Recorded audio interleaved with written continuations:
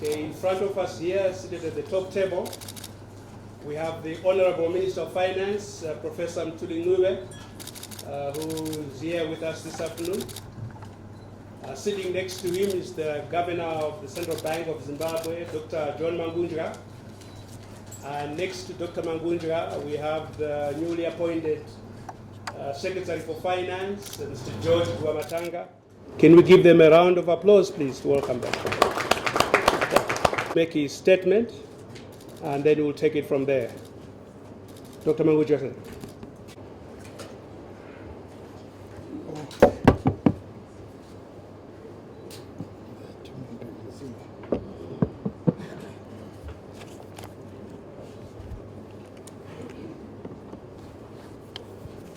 Thank you, Mr. Mkizwa. Honorable Minister of Finance and Economic Development, Professor Mangudya, my Secretary to Treasury, George Guamatanga, fellow board members. Thank you. Mr. Rosere, the BSZ President, and your colleague, Mr. Biami. I see also my brother, Ambassador Kumbabai, and there's Ralph Atungwa. You're most welcome. Members of the media, ladies and gentlemen, it is the most welcome to the bank.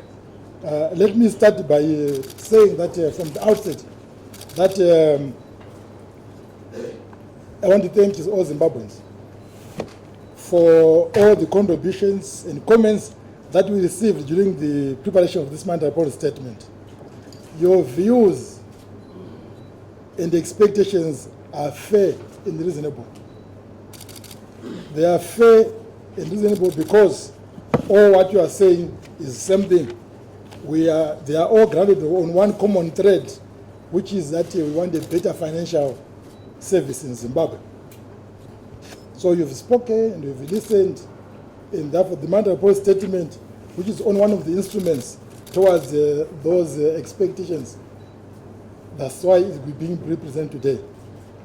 So I'll go straight into my monetary policy statement, having welcomed you and having thanked Zimbabweans for their contributions. This morning, Minister, I listened to, I think there's something called the Classic 263. I heard about the expectations and views and comments about what they are expecting in today's monetary policy statements. And I've read the newspapers. I've also understood their expectations.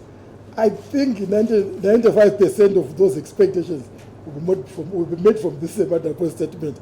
But that is only on the one side of the monetary side.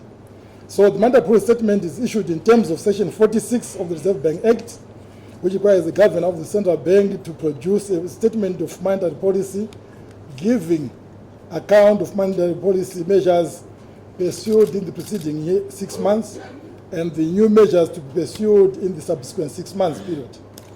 The monetary policy statement thus gives the bank an opportunity to reflect on the past achievements and the basis for further fine-tuning the financial system in order to achieve the bank's mandate of maintaining price and financial stability, which is the bedrock of economic development. The statement comes at a time when the economy is expanding on account of high consumer demand, increased business confidence within the national economy, and the positive expectations following the peaceful completion of the electoral process in the subsequent formation of a new lean cabinet led by His Excellency the President E.D. Mnangagwa. The country showed strong resilience to adverse inflationary pressures and speculative tendencies, which characterized run-up to harmonized elections period.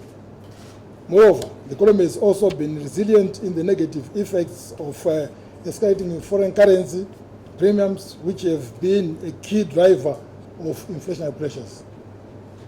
Developments during the first half of 2018 were encouraging. We are optimistic that the economy will surpass the initial growth projection of 4.5% this year and register a growth of 5% or thereabout. The optimism is underpinned by the better than anticipated performance across the key sectors of the economy, in particular agriculture, mining, tourism, and manufacturing. In agriculture, tobacco outperformed initial projections to record output of 250 million kgs, which is the highest output ever produced in Zimbabwe. This compensated for the expected lower maize output due to poor rainfall patterns at the beginning of the rainy season. In the first half of 2018, there were also significant growth realized in respect of gold, platinum, chrome, coal, among other minerals. The good performance in agriculture and mining is expected to result in spillover effects in other sectors of the economy, such as manufacturing, distribution, and services, thus cumulatively compounding and resulting in a better year 2018. The bank has continued to work on efforts to improve the foreign currency situation currently bedeviling the economy, while at the same time keeping in check the adverse inflationary expectations emanating from parallel market activities and the multiple pricing mechanisms, which are a result of deep-seated disparities within the economy. The Reserve Bank has been working on supply-side measures to address some of these disparities through the provision of nostro stabilization facilities, which saw some improvement in the foreign currency situation in the country. Demand measures attributable to fiscal imbalances have, however, continued to increase the supply of money within the economy, thereby eroding the gains and putting too much pressure on the price and the foreign currency market, as evidenced by thriving parallel market rates. Despite these pressures, the bank expects inflation to remain within the SADC healthy inflation benchmark, not exceeding 7% by the year end. The bank is also encouraged by the quantum leap in the usage of plastic money, electronic and mobile money payment systems by the Zimbabwean public. Specifically, the bank's plastic money policy trust has been a resounding success, as shown by the unprecedented increase in the level, volume, value, devices, access points, which has been usage levels have gone up to 95% of the retail transactions in this country. The positive expectations under the new administration provide an antidote for anchoring the adverse inflationary expectations and negative investor perceptions which had characterized the economy in the past years in undermining the economy's growth potential.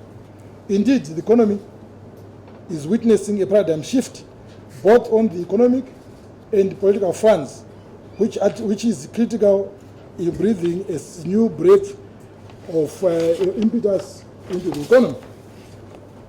The package of reforms that have been put in place by government since November 2017 provides a strong springboard upon which the economy is showing great signs of sustained recovery, albeit short of foreign currency. Accordingly, this monetary policy statement seeks to cement these reforms by putting in place measures to strengthen the multi-currency system in order to safeguard financial and price stability, which is important for sustainable economic recovery, as enshrined in the Vision 2030 of becoming a middle-income country with a per capita income of $3,500, which equates to a gross domestic product, GDP, of around $65 billion. Strengthening the multi-currency system is also critical as the economic prerequisite to contemplate the currency reforms are not yet in place. It is against this background that the bank shall continue with its supply-side efforts aimed primarily at increasing the productive capacity of the economy and the foreign currency generation, while continuing to advocate for the reduction of fiscal imbalances as a panacea for right-sizing or balancing or rebalancing the economy. Measures in this monetary policy statement would therefore need to be supported by a package of measures to reduce fiscal imbalances that are exerting pressure on the money supply and hence inflation as a result of increased consumer demand, which in turn requires increased foreign currency inflows. the country needs to live within its means. I'll go then into the policy measures. We have a number of policy measures that we are proposing. The first policy measure is strengthening the multi-currency system by introducing separate FCA accounts for Nostro and RTGS funds. In February 2018, the bank introduced a policy that requires banks to ring-fence foreign currency for foreign earners that include international organizations, diaspora remittances, free funds, export retention process, and loan process. Numerous inquiries have been received by the bank, which point to the fact that this policy has not been implemented by some banks on a transparent basis that promotes confidence within the economy. With immediate effect, therefore, all banks are directed to effectively operationalize the ring-fencing policy on Nostro foreign currency accounts by separating foreign currency account, FCA accounts, into two categories, namely Nostro FCA accounts and RTGS FCA accounts. Accordingly, all banks are directed to use the Know Your Client KYC principles to comply with the directive to separate the accounts without requiring their clients to complete any other documentation other than for the new account holders. Banks have been provided with a period of up to 15 October 2018 to fully comply with this policy measure. Banks are also expected to provide reasonable deposit rates on the Nostro FC accounts in line with international best practice. This policy measure is expected to encourage exports, diaspora remittances, banking of foreign currency into the Nostro FC accounts, and to eliminate the commingling or dilution effect of RTGS balances on Nostro foreign currency accounts. The relationship between the two categories of FC accounts shall continue to be at parity. This is essential in order to preserve value for money for the banking public and investors during the transition to a more market foreign currency allocation system that shall be implemented once the economic fundamentals are appropriate to do so. As a result, as a further support to this measure and to provide credit enhancement or deposit protection for the Nostro FC accounts, the Reserve Bank is finalizing discussions with the African Export-Import Bank, Afrexim Bank, towards a $500 million Nostro Stabilization Guarantee Facility to provide Nostro FCA account holders with assurances that foreign currency shall be available when required by the account holders. The Stabilization Facility Guarantee will be similar to the AfTrades. That guarantees interbank trading in Zimbabwe, and this is targeted to be in place by the end of October 2018. For the avoidance of doubt, foreign currency in the Nostro FC accounts shall be free funds, diaspora remittances, international organizations remittances, portfolio investment inflows, loan proceeds, and export retention proceeds. It is also essential to note that all exporters in Zimbabwe are allowed by law to retain 100% of their export proceeds, with the exception of 6 products. Gold producers at 30%, they retain 30%. Platinum, diamonds, and chrome, they retain 35%, and 20% for tobacco and the gold producers. The rest, they keep their own money in their FC accounts, and these FC accounts will be designated Nostro FC accounts. Second policy measure which you have put in place is to put in place credit lines of credit for strategic requirements. The bank has finalized putting in place facilities in an amount of $500 million to cater for importation of strategic requirements that include fuel, electricity, cooking oil, wheat, packaging, and others. The facilities are from GEMCOP, $250 million, Afrexim Bank, $150 million, and Afrigrain, $100 million. This $500 million,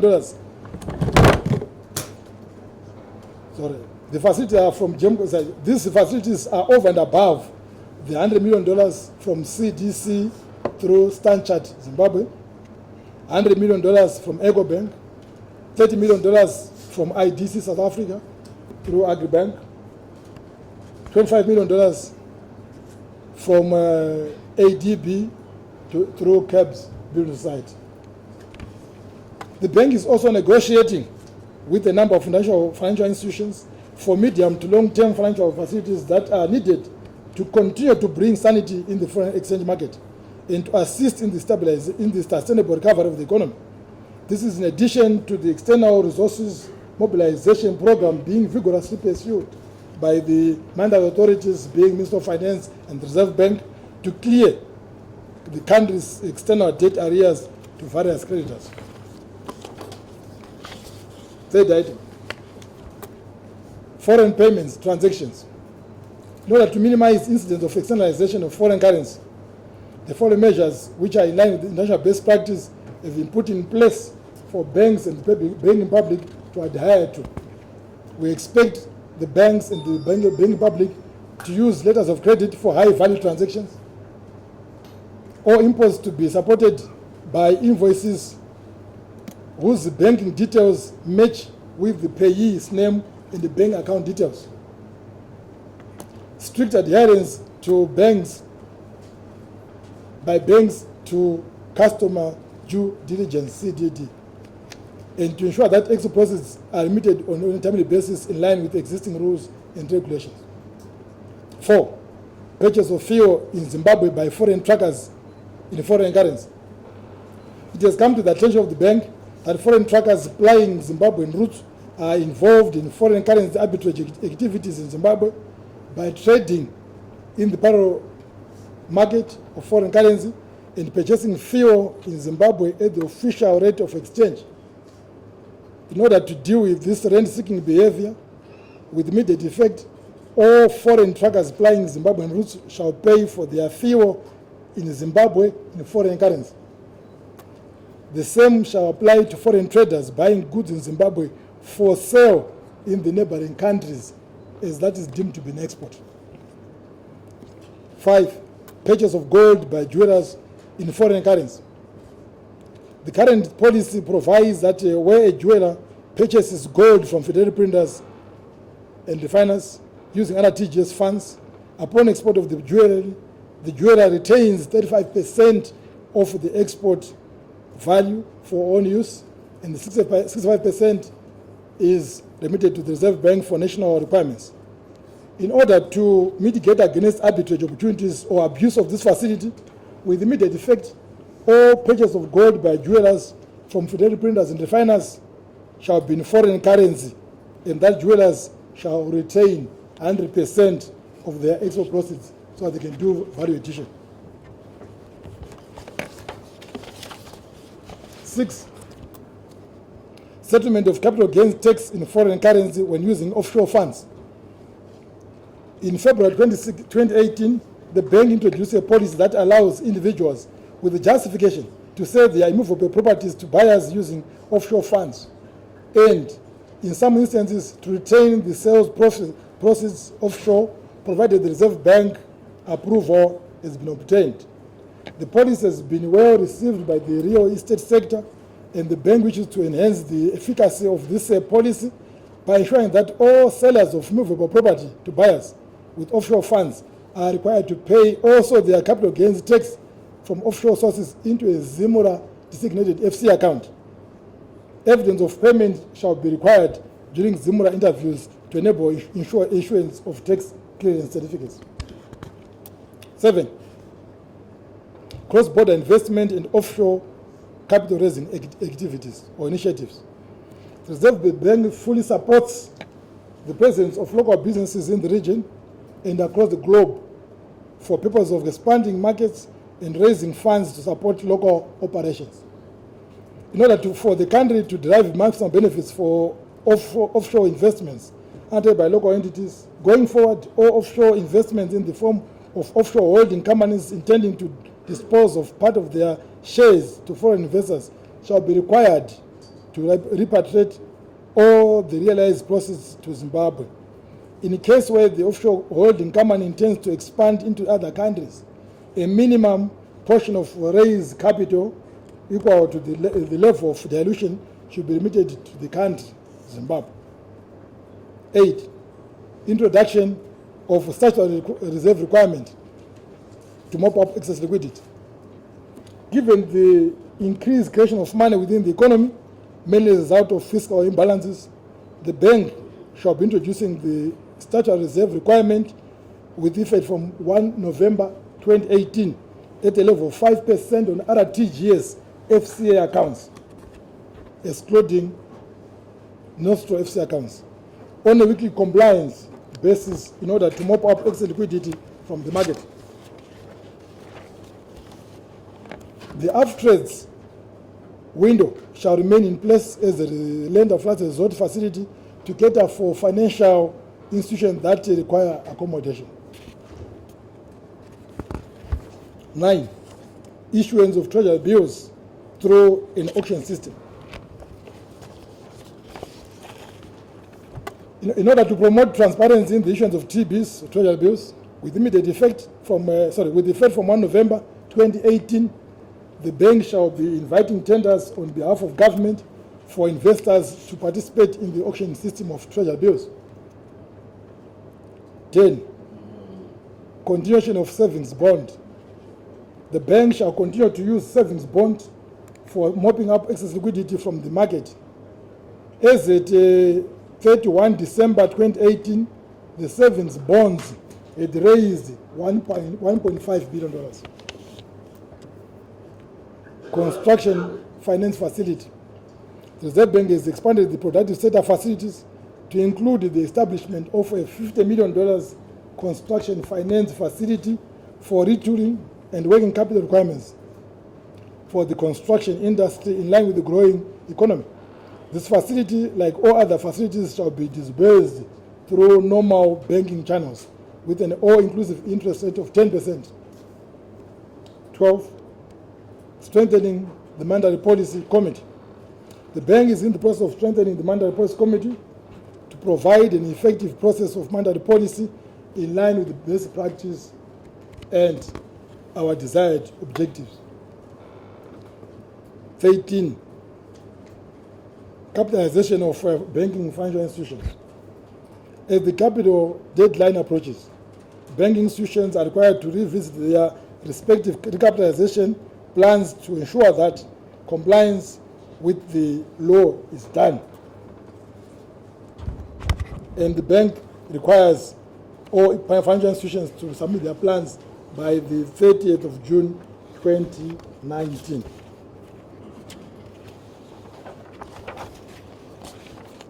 In conclusion, the policy measures proffered in this statement are designed to boost confidence, transparency in the foreign currency market, and to rein in inflation by mitigating against rent-seeking behavior and mopping up excess liquidity within the economy. The measures are necessary as a starting point towards right-sizing or rebalancing our national economy. Rebalancing the economy requires tough and painful measures to deal with the root causes of the economic challenges facing the Zimbabwean economy. A package of measures that includes reducing the fiscal imbalances to manage high consumer spending, increasing productivity and exports, fast-tracking the state-owned enterprise reform program, and enhancing access to foreign finance are the most critical policy measures that are required to right-size this economy. Current reforms, without the implementation of these tough but necessary measures, will be tantamount to putting the cart before the horse, which will produce undesirable, unintended consequences. The bank definitely is not ready for those things. The bank is therefore pleased that these mandatory policy measures are coming at a time when government has made it a priority to deal with the fiscal imbalances that continue to put pressure on inflation. the financial sector, and the foreign currency market. Commitment by government to deal with the adverse effects of fiscal deficit on the economy is critical to contain the significant mismatches between the electronic money balances and the foreign currency reserves. This is quite urgent and essential because the genesis of money creation and the pressure on the currency is fiscal. Money creation is not caused by mediums of exchange, as most I've heard for most papers. That include mobile banking platforms, EcoCash, One Money, Telecell or Telecash, internet banking, RTGS and bonus. These are all mediums of exchange. Mediums of exchange are used to facilitate trade or goods and services, or to withdraw or to access money from either the bank or any other banking platform. Mediums of exchange per se do not increase the quantity of money or stock of money in the economy. We need to deal with the root cause where that money is coming from. The bank is encouraged by the positive response by exporters to the export development initiatives that the bank has put in place. The growth in export production and export receipts have been very significant. During the first half of the year, export grew by 36%. The same is true for the financial inclusion initiatives that the bank has been pursuing through timely provision of targeted empowerment facilities in interest groups such as women, SMEs, the youth, and the disabled. These facilities have had significant impact in supporting broad-based and inclusive growth for both local consumption and export generation. As a result of the National Financial Inclusion Strategy, the Women's Microfinance Bank and Empower Bank are now operational. These special banks will help in improving access to formal financial activities by women and the youth who fall under the country's marginalized groups and hence the majority of the previously financially excluded population.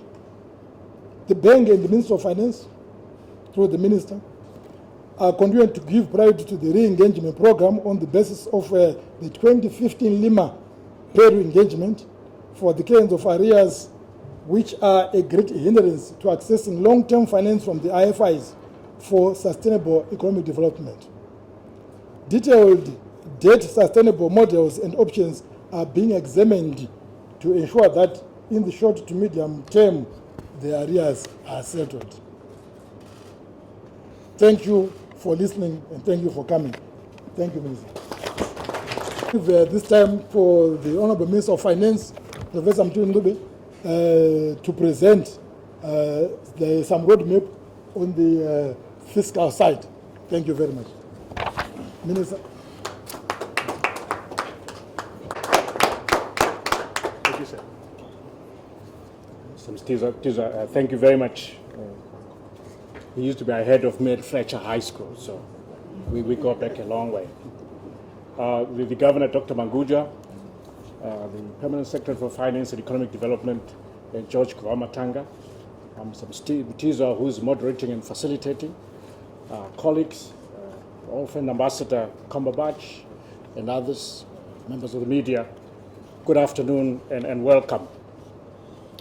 As the moderator has explained, I felt it necessary from today and going forward that as an accompaniment to the monetary policy statement, I should also say a few words about any major shifts on fiscal policy, or indeed just a roadmap. It might not be policy at all, but just merely a roadmap. This is designed to reinforce the fact that fiscal and monetary policy should work together in dealing with our challenges.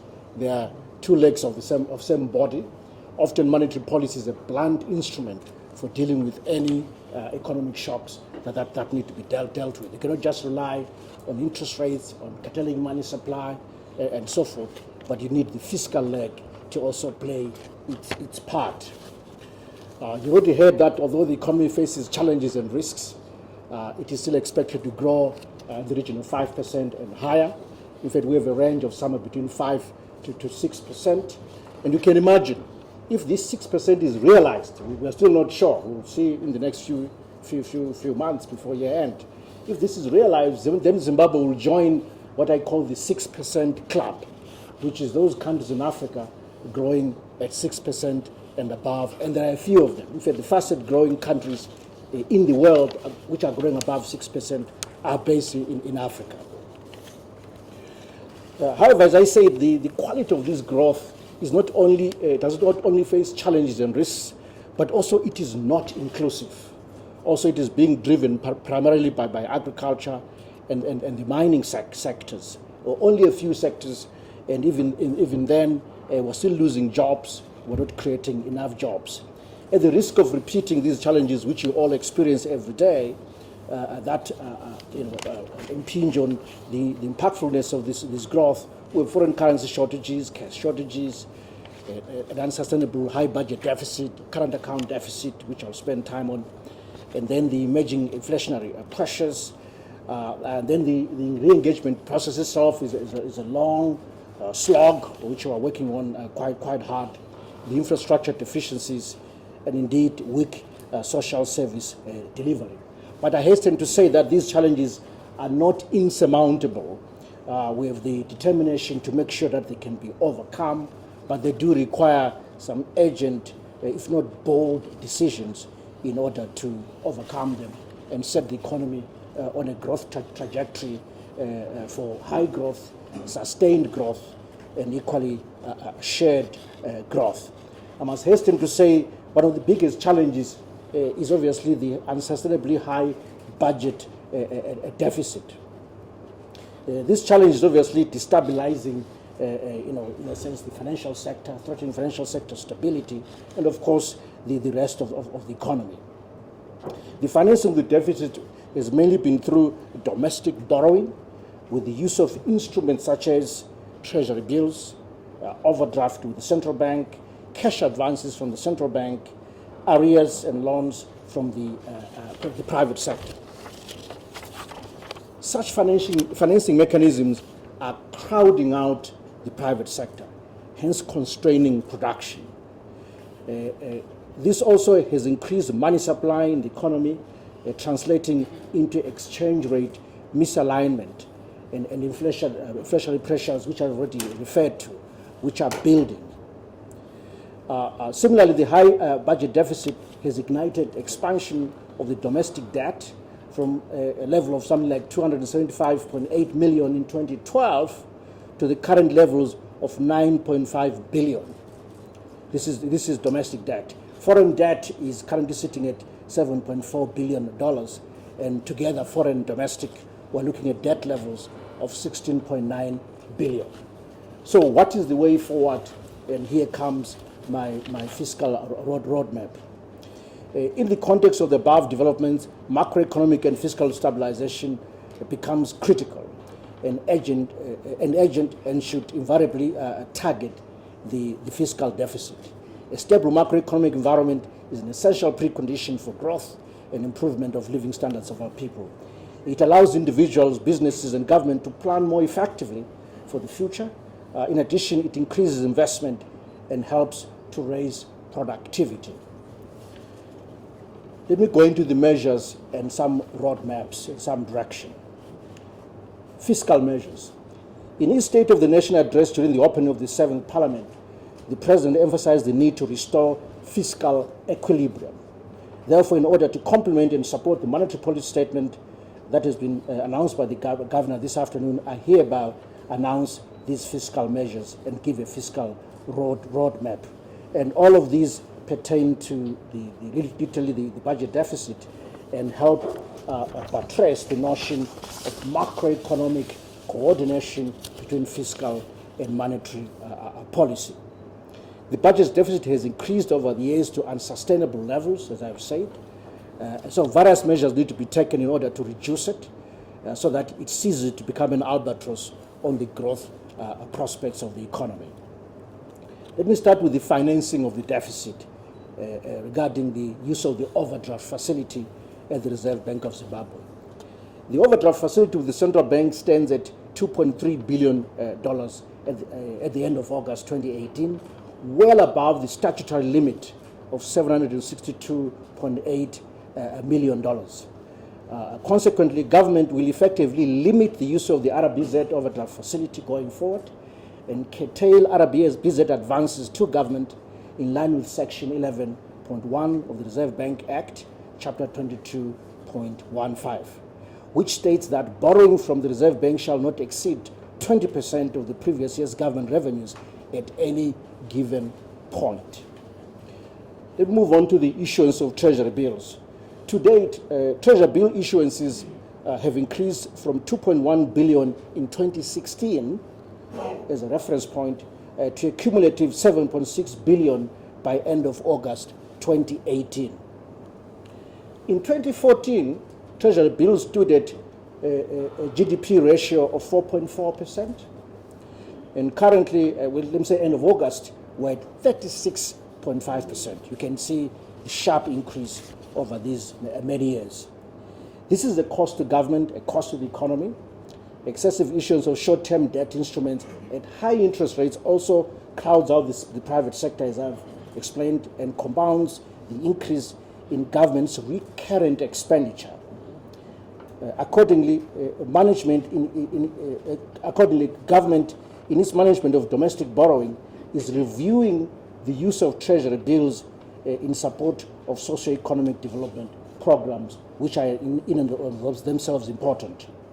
Going forward, Treasury will seek to finance vital socio-economic development programs by use of instruments that crowd in the private sector rather than crowding out the private sector. And these instruments include public-private partnerships and guarantees to financial institutions. On guarantees, such guarantees will only be a contingent claim on government, unlike Treasury bills that have a direct and immediate cash flow implication on government. In addition, recourse to the guarantee scheme will require demonstration by a financial institution that it has made best effort in seeking to recover the loan from a borrower.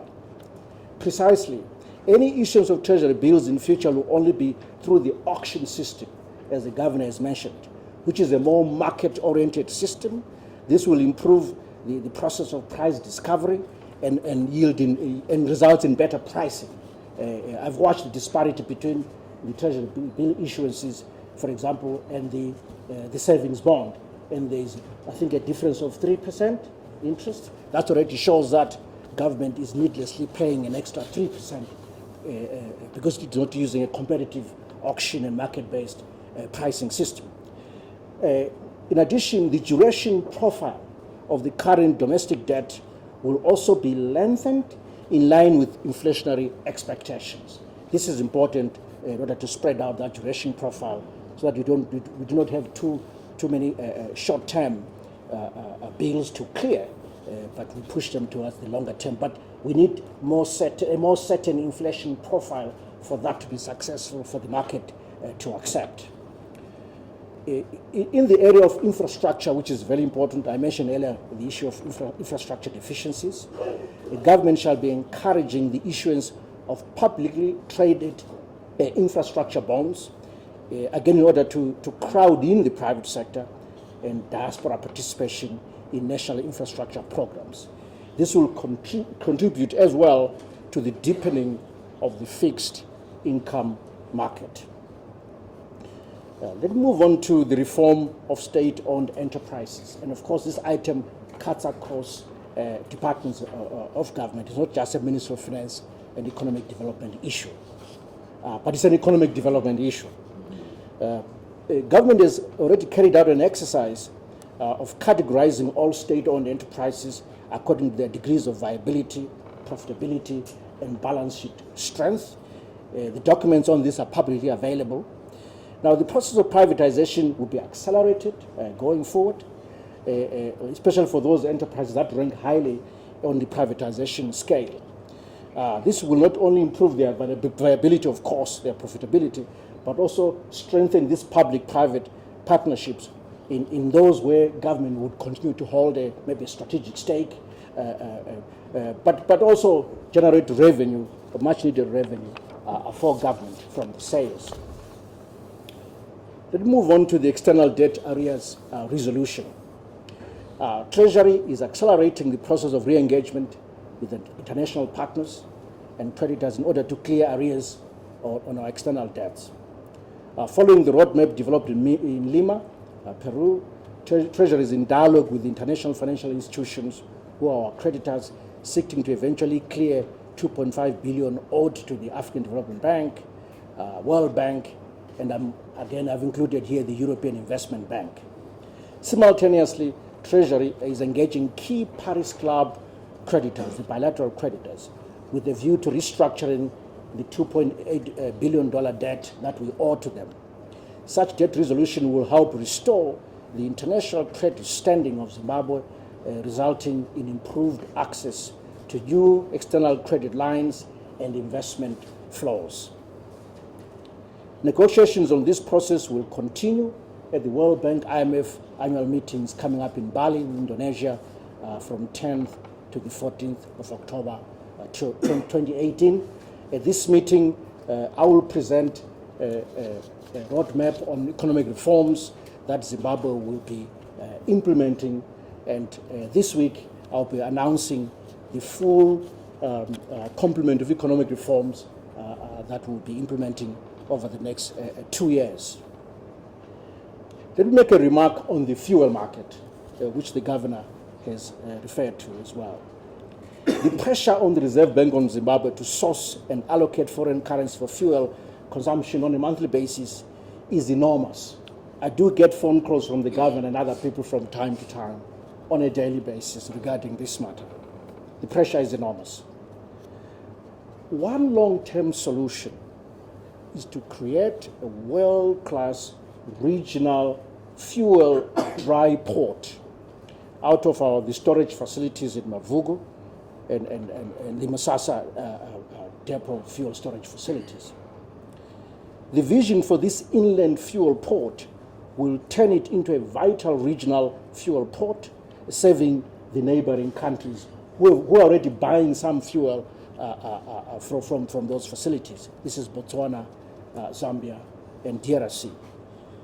An additional pipeline could also be added from Beira to the facilities to increase capacity. A strategy in this regard would be developed, additional investors invited, because you need money to realize this vision of a regional fuel dry port. And then the players in the industry can then source their own currency for supplying fuel, sourcing fuel, so they don't have to make phone calls to the governor on a daily basis. The concept of a dry fuel port is an important economic development issue. The Minister of Finance and Economic Development will work closely with the Minister of Energy and Power Development in order to realize this vision of a dry fuel port for the region that will turn Zimbabwe into this kind of hub. I now turn back to revenue collection measures. Treasury introduced the intermediated money transfer tax with the effect from 1 January 2003 through the Finance Act 15 of 2002. You may recall that. The tax was set at 5 cents per transaction, and so it was a specific tax. However, due to the increase in the informalization of the economy, the use of electronic money, increased usage of mobile banking, and obviously including the RTGS system-based transaction, there is need to expand the tax collection base and collection points into those platforms of electronic money transfer, including the RTGS system. The information we have so far is that in 2018, up to now, August, 1.7 billion transactions have gone through as compared to 50 million 4 years ago.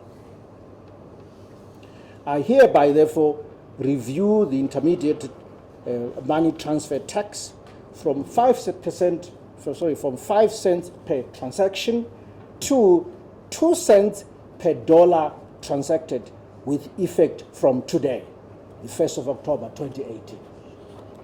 I repeat, I hereby review the intermediated money transfer tax from 5 cents per transaction to 2 cents per dollar transacted, effective from 1 October 2018. I'm therefore persuading, if not directing, financial institutions, banks, ZIMRA, working with telecommunication companies to extend the collection to all electronic financial transactions as pronounced. I now turn to effectiveness and efficiency in revenue collection. In order to enhance governance at ZIMRA, I hereby terminate the term of the current board with immediate effect. I've proposed names of new board members which are currently being cleared. The new board will be announced in due course. In the meantime, ZIMRA senior management will be reporting directly to Treasury, so there's no gap in governance. I take this opportunity to thank the outgoing board members for their services rendered. Senior management is therefore directed to seize all key recruitments of new personnel within ZIMRA until a new board is in place. This is to allow the new board to have input into critical appointments. Going forward, systems at ZIMRA will be upgraded and enhanced in order to improve efficiency in revenue collection, especially at border posts. Mechanisms will be put in place to eradicate any corrupt activities that may take place. Almost finally, international financial institutions and partners. I have to say that in pursuing the international re-engagement process and for the purposes of benchmarking our own economic performance as we go along, Treasury will accelerate cooperation with international financial institutions such as the IMF, World Bank, European Investment Bank, and all the other partners that we have out there, and other international organizations, the bilateral partners, and some of the organizations which have helped this country in the past. We'll accelerate this. These organizations are a source of capital, of capacity, of advice. So we'll make sure that we stay close to them, as this is the only way to be able to clear our arrears and for them to support us as we go forward. Colleagues, in conclusion, I thank you. You've listened to the monetary policy measures presented by the governor and the fiscal measures and roadmap that I've just presented, all aimed at stabilizing our economy. This is the beginning of our reforms in line with the Vision 2030 pronounced by the President, His Excellency, which will seek to usher Zimbabwe into an upper middle income economy by year 2030. As I said earlier, this week we'll announce the full bouquet of economic reform and other institutional reform measures. This is only the beginning. It's only a part of the package. I thank you. Thank you very much. Track of the questions. Okay, so we are open now for questions. You can direct us, government officials in front of you here. Okay. Who would like to go first? Yeah, I recognize the gentleman here. Your name and your organization, please. For me, the issue, I kind of missed what you're talking about on the auctioning of TVs, because I think this is your third or fourth monetary policy that you've been talking about introducing a public auction for treasury bills. Okay, thank you very much. We noted that question. Let me tackle the few questions that have been held to myself, and I leave the others to the minister. This is our third time to talk about the auction of treasury bills. You are very right. The Reserve Bank is a bank that serves two big clients. The Reserve Bank is a bank to government, it's a bank to banks. So we've got two clients. And the treasury bills, they belong to the government, through the Minister of Finance. Therefore, our wish has always been to do the auction, as we put right now. And I'm quite happy that the Minister just presented the same in his measures, his roadmap. And therefore, there's a congruence to what we've been talking about. So maybe it was a delay the part on our part as a team. But if you use the term Mandala authorities, you refer to both Minister of Finance and so it was a weakness on our part as a team. But now that we've agreed to do it, to start this year, I hope it means I might also add one word on that one. It means about the second part of the means whether it's a good or bad. What I can say is that for small purchases, which are small transactions, it is an improvement. Because if bread is $1 or $0.10 and you charge 5 cents, it means that it becomes a regressive policy. And if you put 2%, which is $2 every dollar, it means you are not paying 2 cents as opposed to 5 cents for small transactions.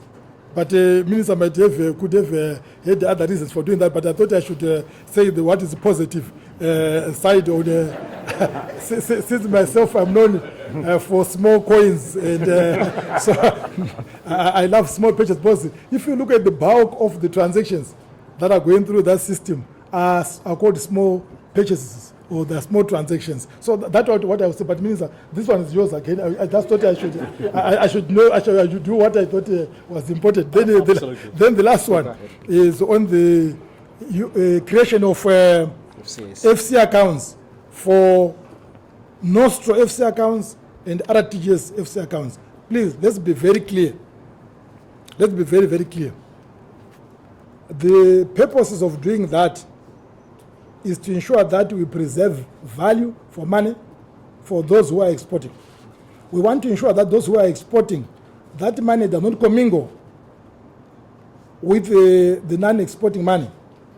Because the goose that laying the golden egg in this economy are exporters, your diaspora remittances, your foreign currency that's coming into the country. So if you commingle them, what it does is that it brings a discouragement, a demotivation on those who are bringing money. What has happened over time is that when we started this dollarization, move with time, the quantum of money from the RTGS was such money that it was low, not to dilute the foreign currency. But over a period of time, I think the minister has been very clear and transparent in giving the numbers. That is 2.2 billion at the Reserve Bank overdraft. There is 8.7 billion of treasury bills. The minister also gave the genesis of the growth from 276, whatever it is, right? Now, it means as we increase more of that electronic dollars, it's reducing the motivation for those with their own foreign currency. And therefore, this measure is supposed to increase confidence. That's why we're also giving a further assurances by providing the guarantee facility for those things. So, yes, you've asked about free float of the currency. I think we've also said it here, happiness, very clear, that because we are working on the prerequisites in this economy for a currency reform agenda, it's suicidal. Let me repeat the term. It's economical suicidal for this economy and for government of Zimbabwe to do what we are saying we should do. Why? One way. It means that overnight, people offload their RTGS balances and purchase the little foreigner that is in the market, and therefore it brings in distortions in the market, and by so doing, it means that the price will go up overnight, and by so doing, inflationary, and we are going to ask for higher salary increases, and at the end of the day, it's going to be the spillover effects of that type of thinking, which I'm very much against. This governor, as long as he's alive, will never agree with those people who say that. Thank you very much. Thank you for the comments and questions. On the auction of treasury bills and what happened in the past, it's clear evidence that there was not enough coordination between the fiscal side and the monetary side. Hence, treasury bills were issued basically on a private placement basis, as opposed to putting them out there for an auction through a transparent process to get better pricing and engage in the process of price discovery. We're going to close this gap by making sure that the auction system works. That's the modus operandi going forward.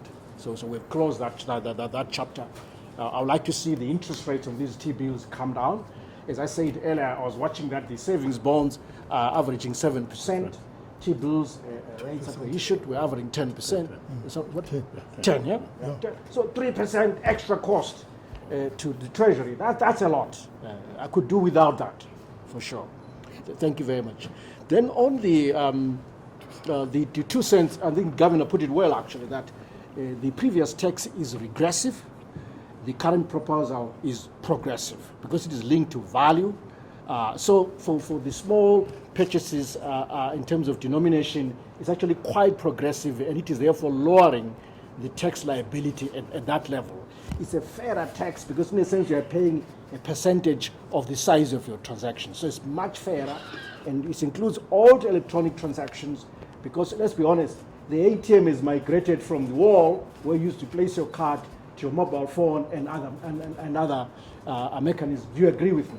So that has become clearly ineffective. So it's important to move in that direction in line with the financial innovation that we've seen, and also appreciate, by the way, what we've seen explode and develop in Zimbabwe. I think Zimbabwe now is probably one of the highest levels of financial deepening through electronic banking in the world, in fact, certainly in Africa for sure.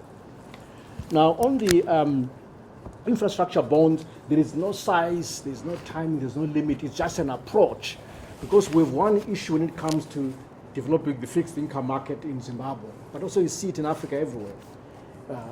It's not very easy to launch a successful bond unless it's tied to a specific project.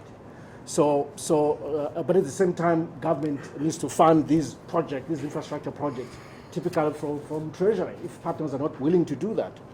So floating bonds, even giving incentives for them to be taken up, is really the way to go. You kill two birds with one stone.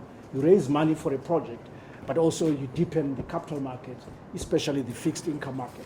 When things normalize, hoping the not so distant future, you need a fixed income market to have a successful equity market, because that helps you develop what you call the yield curve. Some of you know it. And then when you have a proper yield curve, then you can price all other assets on that yield curve. You cannot do that if you don't have a deep fixed income market. And I'm saying that infrastructure bonds are one way to stimulate the depth and development of that market. Governor, I think you dealt with the FCA accounts convincingly. We hope this delineation, separation will price US dollars under your matrices, and you put them in the bank account, and certainly those remitting from outside will do likewise, and also will support those exporters who are struggling to find their hard-won dollars that they've produced in the first place, but can't get them when they need them for imports when they come to the allocation system on Tuesdays. So this will go a long way, in my view, in strengthening that market. Thank you very much. Secretary, do you want to add anything? Isn't this also a debate Texas? Okay, thank you very much. We have 5 questions that have been asked outlined to you. Mr. Governor, would you like to comment? Thank you very much. The parallel market rates, what's causing them? What are we doing to contain them or to tame them? I think let's start by the genesis of the question. I guess that we are all aware what causes the parallel markets. But sometimes I am at pains to understand or to appreciate that some people understand about the cause of parallel markets.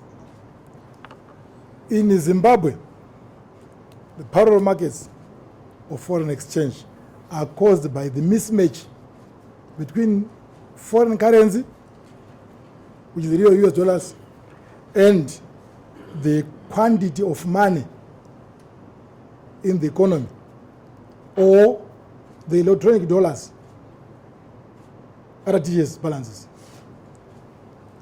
When there is that mismatch and the demand for foreign currency is so high, right now, just give you statistics. So for purpose of illustration, the minister spoke about high demand for fuel. We spend about $80 million per week or per month for fuel.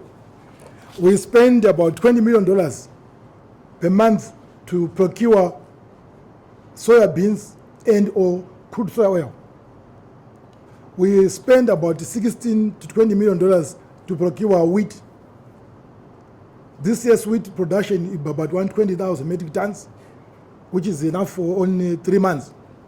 It means 9 months of the year we are importing. So we have a significant demand for foreign currency. Electricity, we import about 300 megawatts. We pay about $12 million on a monthly basis. When we say that we need to be productive, it means that we also need to be able to feed ourselves. Soybean this year we expect about 30 to 40 or 50, just under 50,000 metric tons. That's a month production or a month consumption. It means that we need all of us who are here, you consume cooking oil. We are importing 11 months of cooking oil. Now, the demand pressures for foreign currencies are so high. If you go back to the demand report that we have given you here many times, is that our import dependent ratio in Zimbabwe is about 45 to 50%. Whatever you consume in this country, 45 to 50% is foreign currency. This water, we are importing the plastic granules, the resins from South Africa, because here we don't have petrochemical industry. Cooking oil, apart from the oil itself, which are importing, also the bottle. We also import the resins to make the bottle. So the demand factor is very critical. What has happened in the economy? The economy has been expanding, and we've been telling you many times here that the economy, we witnessed the growth of the economy starting last year in November, December. And most of you sometimes you were querying whether those figures were correct. And I'm happy that we are all meeting here today. That we can go command by command to tell you that which one is expanded. If you go to the industry right now, Delta, for example, since they are quoted command, I give you an example. They use $500,000 per week to import the concentrate from Swaziland for coke, which all drink. And others who don't, those ones who are dead. Right now they use $2 million per week. That's a quantum growth from 500,000 to 2 million. Peps Cola, Varun, they came this year, March. Now they had full throttle, 100% capacity utilization. So it's dealt. They used to use 400,000, 300,000, now they want 1 million. Sweps, same. So all the food industry, because why is it that way? Because people have got money in their bank accounts. So you should ask yourself, where is money coming from in the bank accounts? That's the question. You see, we need to be very honest when we talk about economics. We need to go to the depth of basic economics. Inflation is caused by increase in money supply. Now I hear many people writing that is caused by bonus. The bonus is that one that causing oh my God. You see, that's the depth of what? That's the depth of knowledge. I agree with what was said by Professor Murais today, that sometimes we spend more time on writing things and discussing things that we aren't knowledgeable about. I've asked all the business leaders that sometimes we can come over here, then we can have just discussion on these things. Why? Because if you have got money in your account, the next thing that you want is to pay either your school fees, and most people they have their children out of the country. So it means that, including mine, of course, is all there. So you find that is a demand factor on foreign currency. We are spending in the banks almost $2 to $3 million per month for paying school fees. So, because our salaries are going up, at a faster rate, and also the creation of money through the electronic system called RTGS. It means that there is a mismatch, which is called disparity. So these are the ones that cause the parallel market to thrive. So what are we doing? That's the question now. What are we doing? Three things. The first one, that's why we keep on going to look for foreign currency. Because the issue is to increase the amount of foreign currency in the economy, so that at least we manage that demand. We have spoken in this Mandala report statement that we are putting in place $500 million facilities over and above the $300 million that are being done by banks on a private basis. That's almost close to $800 million.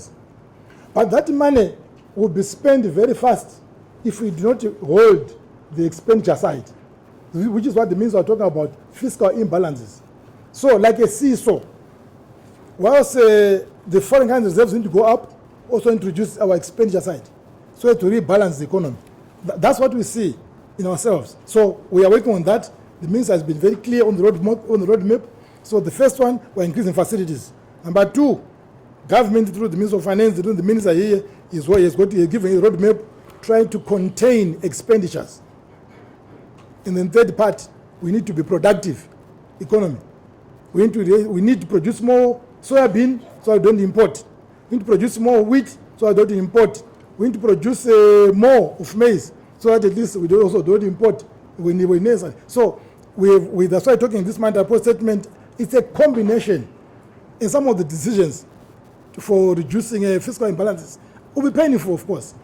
They need to be, it's tough, but need to be also painful. So this time we need to talk tough, because otherwise we cannot continue, as the minister said here, as business and as usual. No ways. I think we just need to ensure that, and we need also to know, all of us, that the amount of money coming from the few crops, tobacco, gold, chrome, platinum, it won't be sufficient to cater for the increased demand in this economy. And therefore, we need to ensure that those things are done. So in the short term, we are putting more foreign currency facilities to ensure that the rates go down. But long term, in the medium to long term, the minister is working on a package of measures that have shown the roadmap here. Those are the ones to do about that. It's not about talking about it. We can talk about it every day, but you need to do something about it.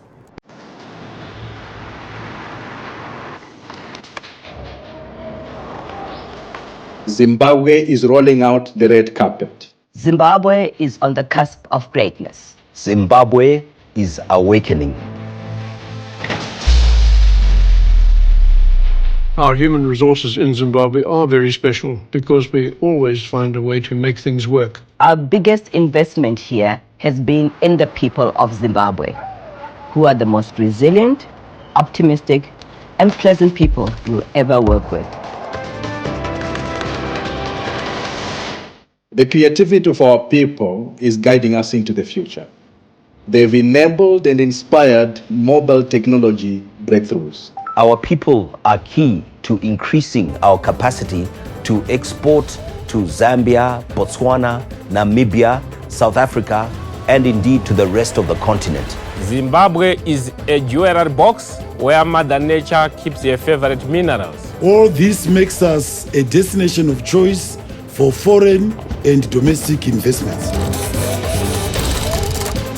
Zimbabwe is a way of making everyone feel at home. We believe in Zimbabwe. We always have.